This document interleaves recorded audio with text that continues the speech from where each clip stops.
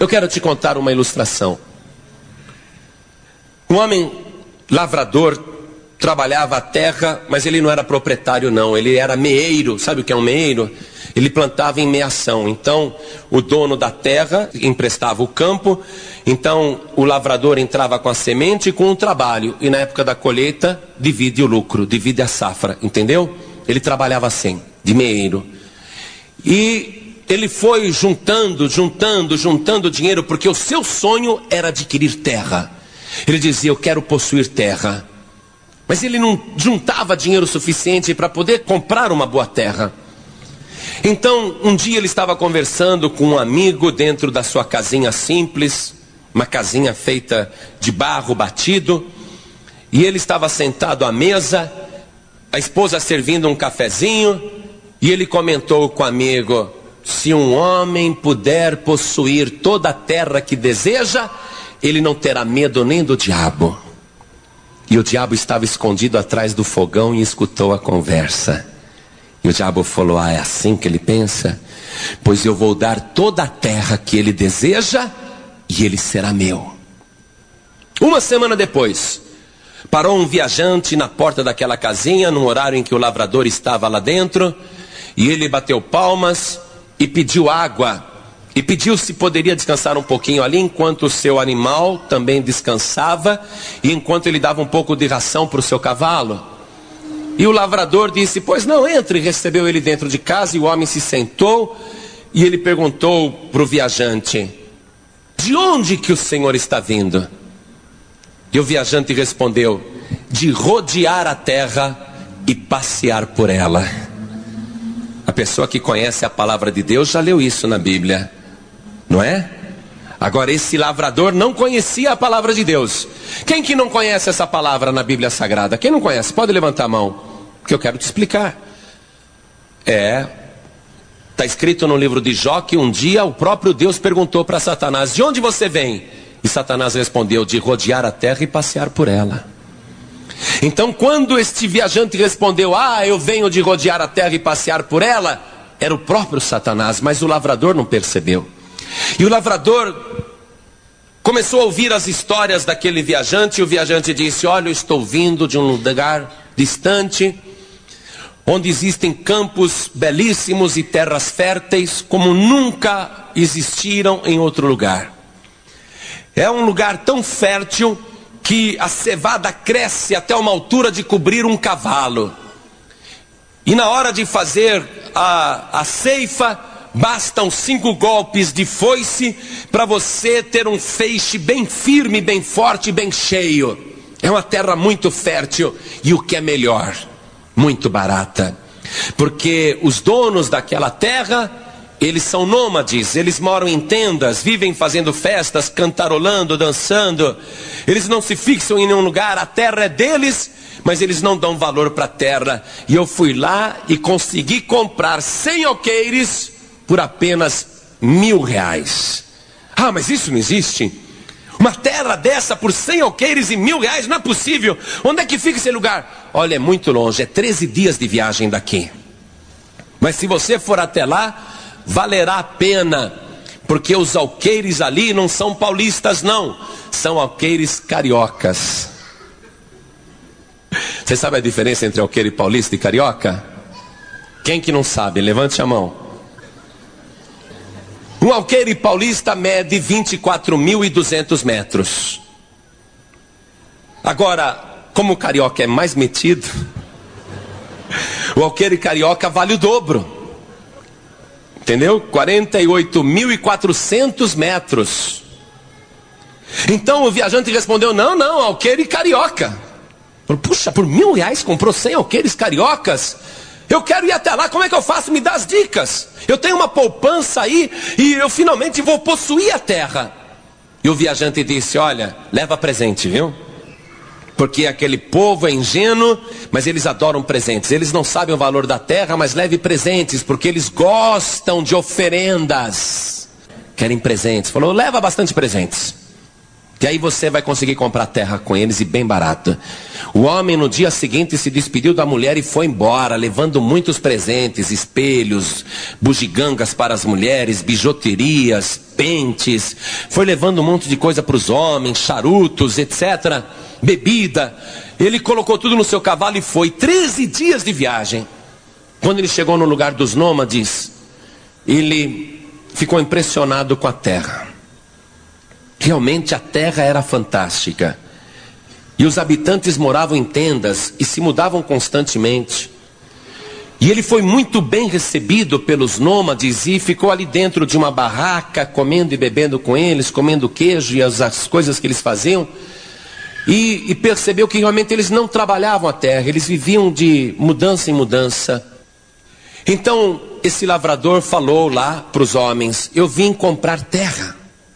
Porque de onde eu venho a terra já está cansada e os campos não são bons e eu gostaria de fazer negócio com vocês porque eu conheci uma pessoa que fez negócio com vocês e eu gostaria de comprar terra. E os homens responderam: esperem o nosso chefe. Negócio de terra é com ele. E quando o nosso chefe chegar, você negocia com ele. De fato, algumas horas depois chegou um homem muito gordo, com uma sobrancelha muito grossa e com um bigode muito espesso, e um homem estranho, muito encorpado. E ele entrou naquela tenda e a tenda parece que ficou pequena com o tamanho dele. Quando ele percebeu que era o chefe, pela reverência dos outros, ele foi correndo até o seu cavalo e pegou o melhor presente e ofereceu imediatamente para o chefe. O chefe pegou o presente e pôs do seu lado e ele disse: eu quero comprar terras.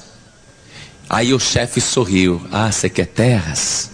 E quando ele sorriu, os dentes eram todos de ouro. E ele pensou: esse homem deve ser muito rico, ter tanto ouro na boca. E o homem disse: pois não, eu vendo a terra que você quiser. O preço é R$1.000 um dia.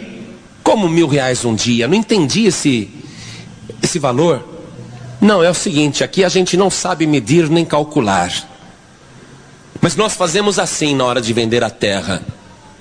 Tudo que você conseguir percorrer num dia entre as 6 horas da manhã, quando o sol nasce, e às 6 horas da tarde, quando o sol se põe, toda a terra que você percorrer num dia será sua por R$1.000. E ele disse: puxa, mas num dia dá para andar em muita terra. E o chefe respondeu: e ela será toda sua, se você conseguir. Ele falou: fechado, quando é que a gente começa? Amanhã mesmo. Amanhã mesmo. Então, naquela noite, ele foi se deitar, arrumar uma tenda para ele, e ele ficou dormindo, mas não conseguia pegar no sono. Sabe quando a mente da pessoa fica fervendo, fazendo planos, e o cérebro não consegue desligar? Ele ficou pensando, puxa, mas eu vou correr bastante, cada passo que eu der é 1 metro de terra, eu vou dar muitos passos, eu vou correr muito, finalmente eu vou possuir toda a terra que eu desejo, toda a terra será minha. Eu vou correr bastante, e depois que eu tiver a terra que eu desejo, aí eu vou também fazer como fazem os proprietários lá naquela região que eu morava. Eu vou também ceder para meeiros, eu vou ter lucro sem trabalhar, eu vou colocar gente arando a terra, eu vou ficar muito rico, eu vou comprar 2 juntas de bois, eu vou contratar 2 empregados para juntas de bois. E ele ficou a noite inteira só pensando e não pegava no sono. Os miolos fervendo, o cérebro agitado, empolgado. Ah, se eu pudesse eu começaria a correr agora, mas tenho que esperar até as 6 horas da manhã, e esse dia não amanhece nunca. E ele ficou acordado. Mas pelo cansaço ele pegou no sono, lá pelas 4 da madrugada, pegou no sono. E ele sonhou. Ele sonhou que ele estava deitado na tenda e acordou com uma gargalhada tenebrosa. E ele olhou através da lona da tenda e ele viu um homem do outro lado, gargalhando muito e segurando a sua enorme barriga. E ele saiu da tenda e viu aquele homem rindo demais, ao lado de um homem morto que estava descalço e sem camisa. E ele ria. E ele se aproximou do homem para olhar direito. e ele viu que aquele homem tinha a mesma fisionomia do viajante que ele recebeu em casa. E quando ele foi dizer: quando é que você chegou aqui? Você voltou aqui? Quando ele foi falar isso, o rosto do homem mudou. E mudou para o rosto do chefe, que ria com os dentes cheios de ouro e segurando a sua enorme barriga, ao lado daquele homem morto, descalço e sem camisa. E quando ele foi fazer outra pergunta, o rosto do chefe mudou e se transfigurou no próprio Satanás. Ele sentiu o cabelo arrepiar, ele sentiu os pelos do braço subirem, e ele então olha para o homem caído no chão, que estava de bruço, descalço e sem camisa, e ele vira o homem, e ele dá um grito de pavor, porque o homem era ele mesmo. E ele gritou, e quando ele gritou, ele acordou. Ele acordou transpirando, suando frio, o coração disparado. E ele começou a olhar do lado, viu que era sonho. Ele falou: puxa, a gente sonha cada besteira, a gente sonha cada coisa. E quando ele olhou, já era quase 6 horas da manhã. Ele falou: está na hora de levantar, o interesse é meu de correr logo à terra. E ele foi chamando os nômades e disse: vamos acordando, já está quase amanhecendo o dia, vamos até o ponto de partida. E levaram o lavrador até o alto de uma colina de onde se podia ver toda a terra lá embaixo. E o chefe disse: você está vendo toda essa terra aí na frente? Essa terra é minha. E ele não estava mentindo. Amados, quando Jesus fazia aquele jejum de 40 dias, uma das propostas que Satanás fez para Jesus foi muito parecida com essa. Está vendo esta terra? Os seus reinos e tudo que há? Tudo isso é meu, disse Satanás para Jesus. Mas Jesus não contestou Satanás, porque naquela hora o diabo estava realmente fazendo uma oferta real, fazendo uma oferta verdadeira. Realmente a terra e o mundo jaz no maligno. Quando Jesus disse: o mundo jaz no maligno, essa palavra jaz se usa para cadáver. Quando você vai no cemitério, na placa você vê: aqui jaz fulano de tal. O mundo jaz no maligno, quer dizer, o mundo está morto no maligno. A terra foi dominada por Satanás. Jesus não desmentiu o diabo. E aqui o chefe está fazendo a proposta correta: olha, toda essa terra é minha, e você pode ganhá-la se você preencher essa condição. Eu vou colocar aqui no chão o meu chapéu, você coloque aqui dentro os R$1.000, e você vai sair agora percorrendo para onde você quiser. Você escolhe, e você anda, e por onde você andar, a terra é sua. E quando você estiver satisfeito com o pedaço que já andou, faça um buraco, corte capim e coloque dentro, e continue andando. Depois você pegue e faça outro buraco e coloque capim dentro, para que a gente saiba que esse território já é seu, é a tua fronteira. Depois que você fizer isso, nós vamos passar com um arado, fazendo sulcos, ligando um buraco ao outro, e depois você vai colocar a tua cerca. E os olhos do lavrador brilhavam, ele olhava toda aquela terra, uma terra maravilhosa na frente dele, ele só via a terra. E o chefe disse: mas tem uma condição, você tem que estar aqui de volta, neste mesmo ponto onde está o dinheiro. Você tem que estar aqui antes do sol se pôr, porque se você chegar depois, você não leva a terra e você perde o seu dinheiro. E ele disse: tá bom, como é que eu vou fazer o buraco? Leva esse enxadão com você. E deram um enxadão para ele. E ele então pegou um cantil com água, colocou na cintura, amarrou, pôs o chapéu bem arrumado na cabeça, amarrou bem as suas botas, e ele desceu andando, carregando o enxadão. E cada passo que ele dava, ele falava: é meu, estou possuindo a terra, é meu. E cada passo que ele dava, ele dizia: mais um metro. E ele foi andando feliz. Quando ele achou que tinha andado já 1 quilômetro, ele fez um buraco, cortou o capim e colocou dentro, todo feliz: aqui já é meu. Ele olhou para trás, viu os homens lá na colina e o chefe sentado. Eles iriam ficar lá o dia inteiro para esperar ele voltar.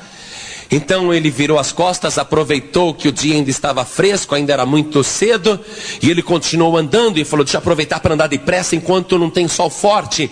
E ele foi correndo, e depois de mais 1 quilômetro fez outro buraco, colocou o capim dentro, olhou para trás, e os homens continuavam lá na colina e o chefe também.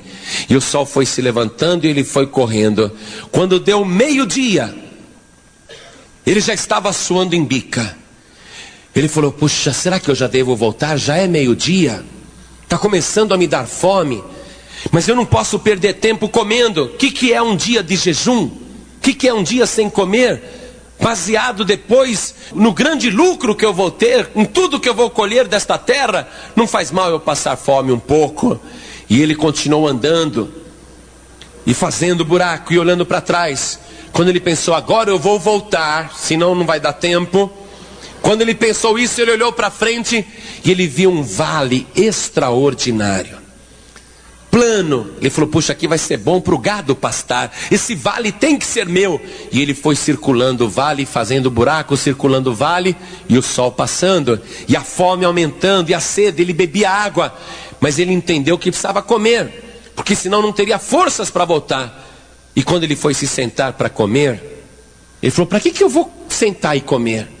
Eu vou andando e vou comendo, porque assim eu vou ganhando terra. Eu preciso possuir a terra. E você sabe que não é bom a pessoa andar e comer, porque pode dar uma congestão, pode fazer mal. E ele, continuou comendo e andando. Quando você começa a correr atrás das coisas deste mundo e só trabalha e não se cuida e não tem tempo para nada, veja bem a quem você está servindo e a vontade de quem você está fazendo. Tome cuidado. Eu estou te contando essa história e eu quero que você veja a estratégia de Satanás. Quando ele acabou de circular aquele vale comendo, a comida descia pesada, prendia aqui no estômago, não descia. Mas a ansiedade dele era tão grande que ele nem ligava para isso. Aquilo foi fazendo um bolo no seu estômago. Quando ele pensou: agora eu vou voltar, já circulei o vale. Aí ele olha e vê uma cachoeira lindíssima. Ele vê uma água cristalina passando. Falou: mas que adianta ter terra e não ter água na terra? Essa lagoa com essa cachoeira tem que ser minha. Eu vou possuir essa cachoeira e essa lagoa. E ele foi circulando a água e a cachoeira, as margens, e foi fazendo buraco e tomando posse. Quando ele acabou de circular a cachoeira, ele falou: agora eu tenho água na minha terra, agora eu posso irrigar a terra, está na hora de voltar. E o sol se pondo, já era 3 horas da tarde. E ele estava muito longe. Então ele pensou: é melhor eu voltar. E quando ele começou a voltar, ele foi seguindo o fio de água. Mas de repente o fio de água se dividiu e fez como uma espécie de forquilha, uma bifurcação. E aquele ramo que saiu pelo lado, ele foi observar o que era. E ele viu que à margem daquele ribeiro, daquele córrego, haviam diamantes que brotavam da terra. Diamantes que ele não precisaria nem escavar, nem garimpar. Ele pensou: mas esse ribeirinho aqui do lado cheio de diamante tem que ser meu. Eu não posso perder, eu vou possuir só mais isso. E ele foi caminhando e fazendo buraco e possuindo. E o sol foi passando. Quando ele acabou de colher aquela parte ali daquele ribeiro cheio de diamantes, satisfeito, exausto, cansado, suado, a camisa grudando no corpo, ele pensou: agora eu vou voltar. Agora, se aparecer ouro na minha frente, eu não paro, porque senão não vai dar tempo de voltar na colina. E ele começou a fazer o caminho de volta e fazendo buraco, e aquela comida embolada no seu estômago não fazia digestão. Ele suando frio, ele passando mal. Ele falou: tá quente demais, eu não aguento esse calor. Aí ele pegou, arrancou a camisa. Falou: agora estou mais aliviada, agora posso andar melhor. E ele foi andando, porém mais para frente, ele passou por uma parte que a terra era muito roxa. E você sabe que a terra roxa é ótima para plantar café. Ele pensou: eu vou tomar posse desse terreno, mais esse terreno para plantar café aqui.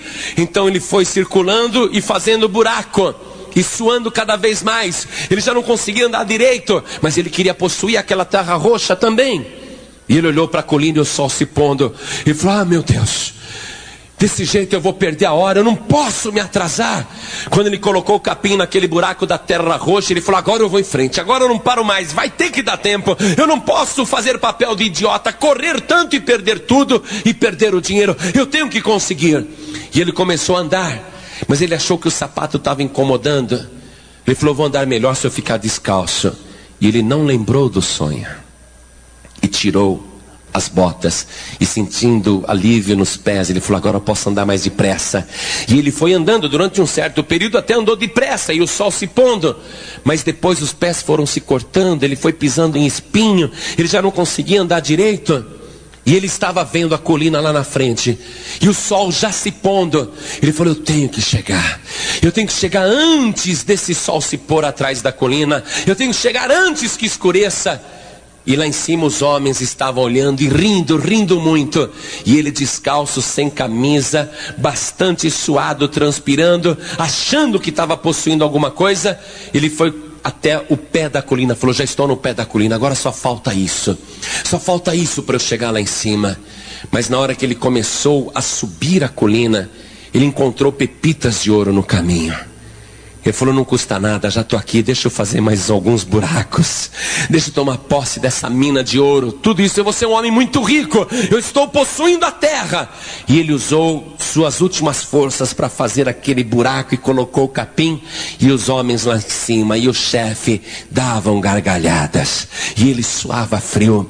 Quando ele olhou para cima, o sol se escondeu, ele sentiu um tremor e falou: não é possível que eu vá perder tudo, não é possível que por causa de tão pouco eu perca tudo.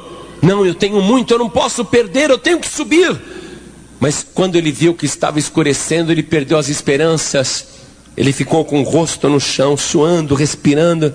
Aí ele olhou mais uma vez e viu que os homens no alto da colina estavam iluminados por detrás.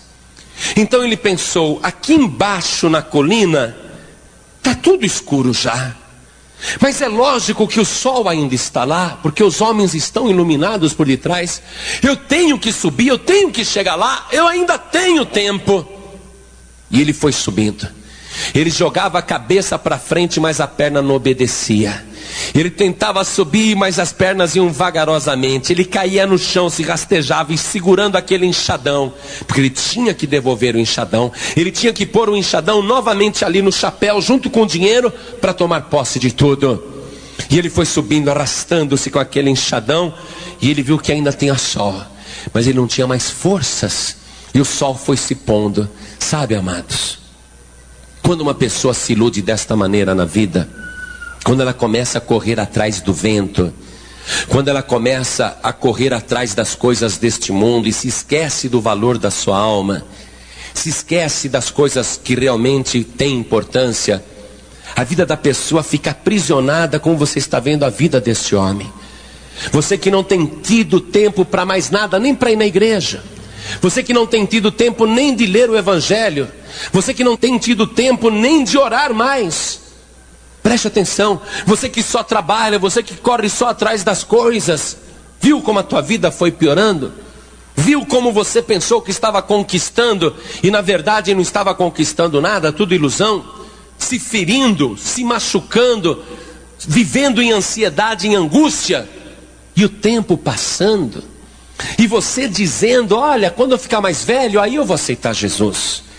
Quando eu envelhecer, aí eu vou para a igreja, mas agora não, preciso trabalhar, preciso ganhar dinheiro, preciso estudar, preciso cuidar da minha vida, preciso casar, preciso ter filhos, preciso criar os filhos.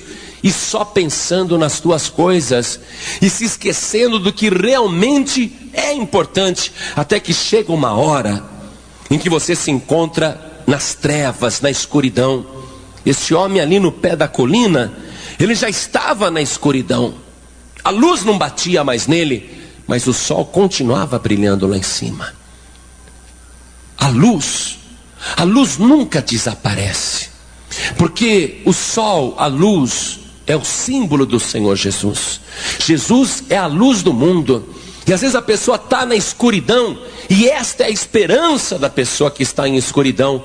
Você pensa que já está tudo perdido, você pensa que não tem mais jeito, mas levanta a tua cabeça agora, olha para cima. Ainda que você esteja em trevas e esteja em escuridão, a luz de Cristo está brilhando, iluminando o caminho para você, esperando você chegar, esperando você vencer esta luta, vencer esse desafio e chegar até o topo. O que significa chegar no topo da colina? O Senhor Jesus, ele fez uma obra no topo da colina. Foi no topo de uma colina com formato de caveira, com o significado da morte. Foi ali no topo daquela colina que a cruz do Senhor Jesus foi colocada. E o diabo não quer que você consiga chegar de volta no topo da colina, porque enquanto você saiu para o mundo, a cruz foi levantada no topo da colina. Então agora você vê, tem luz e tem a cruz de Cristo no topo da colina, mas o diabo não quer que você chegue. O diabo está colocando um monte de tentações no teu caminho, um monte de obstáculos, seduções, para você se desviar, para que você não venha, para que você não consiga subir. O diabo, ele é tão atrevido que ele se coloca no caminho para impedir que você consiga. O diabo é tão atrevido que mesmo quando Jesus estava ali no alto da colina, crucificado, o diabo usou primeiro a população que passava para blasfemar dele, para dizer: se tu és o filho de Deus, desce daí. Depois o diabo usou os religiosos, o diabo se põe na frente mesmo, e os religiosos diziam: se tu és o Cristo, desce daí. E o diabo teve o atrevimento de usar a boca de um dos ladrões que estavam sendo crucificados ao seu lado. O diabo ali pertinho do ouvido de Jesus, usou a boca de um homem ímpio para dizer: se tu és o Cristo, salva-te a ti mesmo e salva a nós também. O diabo, ele se põe na colina para impedir que você venha. Só que a pessoa fica numa escuridão tão grande que ela não consegue mais enxergar isso. Só que esse homem aqui, ele está vendo a luz e ele quer atingir ali o pico da colina, mas ele não tem mais forças. Ele vai subindo com sacrifício, se rastejando, e ele vai ficando deslumbrado com as pedras preciosas que ele vê no caminho, esmeraldas, safiras. Ele vai se arrastando, colocando as unhas no chão, e quando ele coloca a mão, vai saindo pedra preciosa. Ele se detém e o sol está se pondo, mas o sol ainda não acabou. A luz ainda está lá, o sol não se pôs. Quando faltava menos de 2 metros, ele se levanta cambaleante, ele já não tinha mais noção de onde estava. Você já viu esses maratonistas? Você já viu uma corrida de maratonistas? O cara corre 32 quilômetros, na linha de chegada, falta pouco para a pessoa chegar. Ela não sabe em que direção que fica a linha de chegada. Ela está passada, sabe? Falta oxigênio no cérebro. A pessoa está desidratada, perde muita água. Esse homem estava desse jeito, ele estava chegando no alto da colina. E ele olha então, e ele vê aquele chefe rindo muito e segurando a barriga. E quando ele olha para aquele homem, rindo, perto, ele não sabe direito se ele está sonhando ou se ele está vivo, ou se ele já morreu, se ele está acordado ou não. Mas ele lembra perfeitamente do sonho. Quando ele vê aquele homem rindo, segurando a barriga, mostrando os dentes de ouro, ele lembra do sonho. E ele olha para ele mesmo e vê que ele está sem camisa. Ele vê que ele está descalço. Ele vê direitinho o sonho na frente dele. E ele cai no chão segurando o enxadão e cai de bruço. E o chefe continua rindo. E quando viram aquele homem que queria possuir a terra, quando viram aquele homem de barriga para cima, o homem morreu. O homem morreu. Não levou nem a terra, nem o dinheiro, e nem a alma dele, nem a vida dele. Ele não possuiu nada. Você não vai levar nada desta vida. Por isso que Jesus está dizendo que aproveita o homem ganhar o mundo inteiro se perder a sua alma. Que adianta você ficar correndo para lá e para cá e não tem tempo de vir à igreja? Não tem tempo de buscar a Deus? Não tem tempo de orar? Não tem tempo de ler a Bíblia? Está sempre voltado para a sua necessidade. Que adianta, ainda que você tenha todo o sucesso do mundo, que adianta você ganhar o mundo inteiro e perder a sua alma? Não sou eu que estou perguntando, não. É Jesus que está perguntando. Você não vai levar nada deste mundo. Que aproveita o homem ganhar o mundo inteiro e perder a sua alma? Jesus está te perguntando isso. Entenda o que realmente é importante. Um dia, o Senhor Jesus, ele entrou numa aldeia, na casa de alguns amigos. Era um homem e mais duas irmãs. E uma daquelas moças ficou ansiosa, nervosa de ver que a casa estava bagunçada. E ela então começa a arrumar a casa correndo, enquanto Jesus entra e senta. E a outra irmã, ela se assenta aos pés do Senhor Jesus e fica ouvindo tudo que Jesus está falando.